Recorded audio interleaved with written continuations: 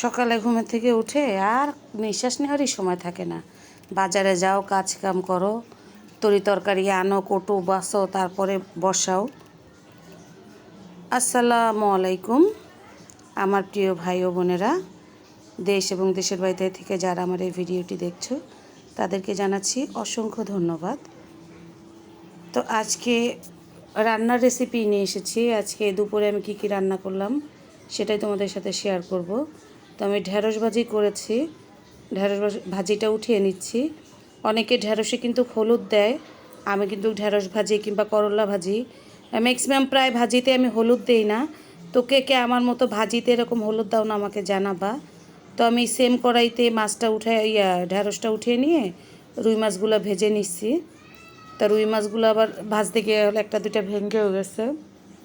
পেঁয়াজগুলো কষায় নিচ্ছি, মানে ভেজে নিচ্ছি খুব সুন্দর করে। তো পেঁয়াজগুলোকে আমি ভুনা করার সময় কি একটা ট্রিক্স কি, পেঁয়াজটাকে কিন্তু একটু লাল লাল করে নেবেন, তাহলে পেঁয়াজটা গলতে সুবিধা হয় যে কোনো মাছ ভুনা করার সময়। এই তো সকাল থেকে আর কি বলবো আপনাদের, যে সকালে ঘুমের থেকে উঠে নাস্তা বানানো, তারপরে মোবাইল নিয়ে বসো, মোবাইলের থেকে উঠে বাজারে যাও, বাজার থেকে তরি তরকারি সবজি কিনে নিয়ে আসো, এনে বাসায় এসা কোটা বাসা, মানে না একটা মানে সকাল থেকে একেবারে দুপুর পর্যন্ত নিঃশ্বাস নেওয়ার কোনো সময় থাকে না। 2টা 2:30টার দিকে ফ্রি হওয়া যায়। তো যে মাছ ভুনাটা আমি খুব সুন্দর করে করলাম, দেখলেন, এটা তো বলার কিছুই নাই। তো এখন আমি জিরার গুঁড়া দিয়ে দিলাম।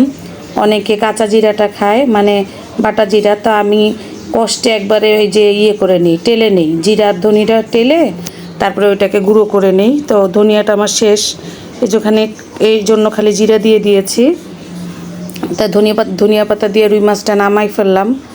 এখন আমি করতেছি হলো গিয়া ওই কচুরমুখী দিয়ে রান্না করব, হলো গিয়া চিংড়ি মাছ দিয়ে। তো পেঁয়াজের পরে যে আমি হলো গিয়া যখন চিংড়ি মাছটা দিয়ে পেঁয়াজের সাথে ভেজে নিছে, তখন আর ক্যামেরা অন করতে মনে ছিল না, তো আমি দেখাইতে পারি না, এর জন্য বারবার আপনাদেরকে দেখাচ্ছিলাম যে আমি এই যে চিংড়ি মাছ আগে পেঁয়াজ দিয়েছি, পেঁয়াজের পরে তারপরে মনে করেন চিংড়ি মাছ দিয়ে ভাজা ভাজা করে তারপরে একটু রসুন বাটা দিয়ে এখন হলুদের গুঁড়া মরিচের গুঁড়া দিয়ে সুন্দর করে লাড়াসাড়া দিয়ে কষায়, তারপরে এখন আমি কচুরমুখীগুলো দিয়ে আবার একটু কষায় নিব ভালো করে। আর এমনি তো কচু জাতীয় যে কোনো জিনিসে আপনি একটু রসুন বেশি পরিমাণে দিবেন। যদি গলা চুলকায়, মনে হয় যে গলা চুলকাচ্ছে, তাহলে একটু বেশি পরিমাণে রসুন দিবেন। মানে যতটুকু পরিমাণে আপনি তরকারিতে দেন তার চেয়ে একটু বেশি দেওয়ার চেষ্টা করবেন।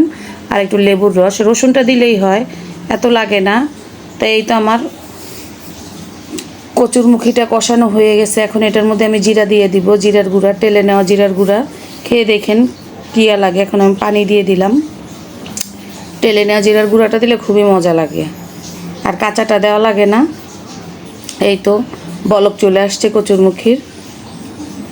তো এখন আমি কাঁচামরিচ দিয়ে, কটা কাঁচামরিচ, আমরা কিন্তু ঝাল খাই, প্রচুর পরিমাণে ঝাল খাই, আমাদের ঝাল খাওয়া দেখলে কেউ ভয় পাবেন না। এই তো সব রান্না বাড়া শেষ, এখন ধনেপাতা দিয়ে দিলাম।